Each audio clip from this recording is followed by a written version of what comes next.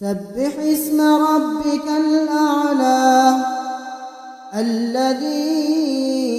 خلق فسوى والذي قدر فهدى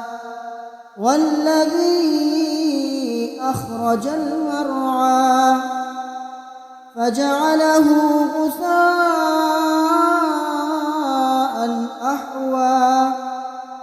سنقرئك فلا تنسى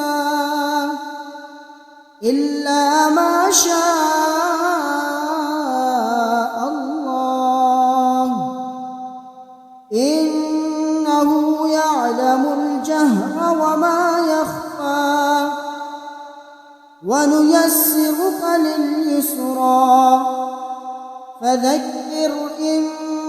نفعت الذكرى سيذكر من يخشى ويتجنبها الأشقى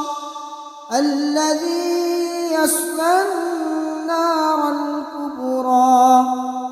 ثم لا يموت فيها ولا يحيا قد أفلح من تزكى وذكر اسم ربه فصلى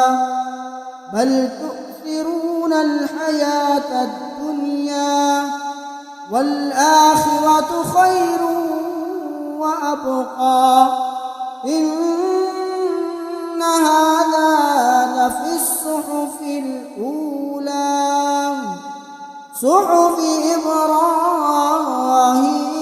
وموسى.